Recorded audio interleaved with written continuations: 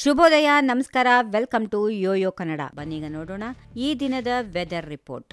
ದೇಶದಾದ್ಯಂತ ಚಳಿಗಾಲದ ಆರಂಭ ಆಗುತ್ತಿದ್ದಂತೆ ಹವಾಮಾನದಲ್ಲಿ ಮಿಶ್ರ ಚಟುವಟಿಕೆಗಳು ಕಂಡುಬರ್ತಾ ಇವೆ. ಬಹುತೇಕ ರಾಜ್ಯಗಳಲ್ಲಿ ಚಳಿಯ ಜೊತೆಗೆ ಕೆಲವು ಕಡೆ ಭಾರೀ ಮಳೆ ಕೂಡ ಮುಂದುವರೆದಿದೆ. ಬಂಗಾಳ ಕೊಲ್ಲಿಯಲ್ಲಿ ರೂಪುಗೊಂಡಿರುವ ವಾಯುಭಾರ ಕುಸಿತದ ಪ್ರಭಾವದಿಂದಾಗಿ ಮುಂದಿನ 3 ದಿನಗಳ ಕಾಲ ದಕ್ಷಿಣ ಭಾರತದ ಹಲವು ಭಾಗಗಳಲ್ಲಿ ಗುಡುಗು ಸಹಿತ ಉತ್ತಮ ಮಳೆಯಾಗುವ ಸಾಧ್ಯತೆಗಳಿವೆ ಎಂದು ಭಾರತೀಯ ಹವಾಮಾನ ಇಲಾಖೆಯ ಮುನ್ಸೂಚನೆಯಲ್ಲಿ ತಿಳಿಸಲಾಗಿದೆ. ತಮಿಳುನಾಡು, ಕೇರಳ, ಮಾಹೆ, ಕರಾವಳಿ, ಆಂಧ್ರಪ್ರದೇಶ, ಯಾನಂ, ರಾಯಲಸೀಮಾ ಹಾಗೂ ಅಂಡಮಾನ್ ನಿಕೋಬಾರ್ ದ್ವೀಪಗಳಲ್ಲಿ ವ್ಯಾಪಕ ಮಳೆಯ ನಿರೀಕ್ಷೆ ಇದೆ. ವಿಶೇಷವಾಗಿ ತಮಿಳುನಾಡಿನಲ್ಲಿ ನವೆಂಬರ್ 22ರವರೆಗೂ ಭಾರಿಯಿಂದ ಅತಿ ಭಾರಿ ಮಳೆಯಾಗುವ ಸಾಧ್ಯತೆಗಳಿವೆ. ಶೀತಗಾಳಿ ನಡುವೆಯೂ ಕರ್ನಾಟಕದ ಹಲವು ಜಿಲ್ಲೆಗಳಲ್ಲಿ ಮಳೆ ಮುಂದುವರೆದಿದೆ. ಹಾಗೆಯೇ ಮುಂದಿನ 5 ದಿನಗಳ ಕಾಲ ರಾಜಧಾನಿ ಬೆಂಗಳೂರು ಸೇರಿದಂತೆ ಹಲವು ಕಡೆ ಭಾರಿ ಮಳೆಯಾಗುವ ಸಾಧ್ಯತೆಗಳಿವೆ ಎಂದು ಹವಾಮಾನ ಇಲಾಖೆ ತಿಳಿಸಿದೆ. ಇಂದು ಕರಾವಳಿ, ಉತ್ತರ ಒಳನಾಡಿನಲ್ಲಿ ಒಣ ಹವೆ ಇರಲಿದ್ದು, ದಕ್ಷಿಣ ಒಳನಾಡಿನ ಕೋಲಾರ, ಚಾಮರಾಜನಗರ, ಮೈಸೂರು ಮತ್ತು ರಾಮನಗರ ಜಿಲ್ಲೆಗಳ ಅಲ್ಲಲ್ಲಿ ಪ್ರತ್ಯೇಕವಾಗಿ ಸಾಧಾರಣ ಮಳೆಯಾಗುವ ಸಾಧ್ಯತೆಗಳಿವೆ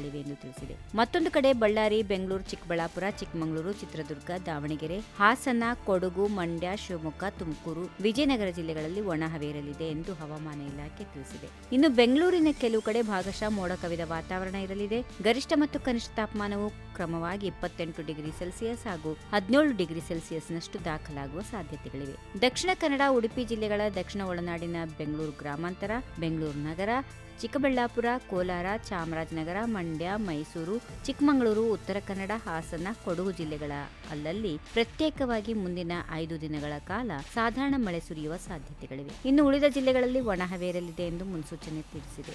ಉತ್ತರ ಭಾರತದ ಜಮ್ಮು ಮತ್ತು ಕಾಶ್ಮೀರ, ಹಿಮಾಚಲ ಪ್ರದೇಶ ಮತ್ತು ಉತ್ತರಾಖಂಡಗಳಲ್ಲಿ ಹಿಮಪಾತ ಮುಂದುವರೆದಿದೆ. ಇದೇ ಭಾಗದಲ್ಲಿ ತಾಪಮಾನದಲ್ಲಿ ಗಮನಾರ್ಹ ಕುಸಿತ ಕಂಡುಬಂದಿದೆ. ಮುಂದಿನ ದಿನಗಳಲ್ಲೂ ಸಹ ಇನ್ನು ಹೆಚ್ಚಿನ ಪ್ರಮಾಣಕ್ಕೆ ತಾಪಮಾನ ಕುಸಿಯುವ ಸಾಧ್ಯತೆಗಳಿವೆ ಎಂದು ಮುನ್ಸೂಚನೆ ತಿಳಿಸಿದೆ. ಈ ವಿಡಿಯೋ ನಿಮಗೆ ಇಷ್ಟವಾದಲ್ಲಿ ಲೈಕ್ ಮಾಡಿ, ಶೇರ್ ಮಾಡಿ, ಸಬ್ಸ್ಕ್ರೈಬ್ ಮಾಡಿ.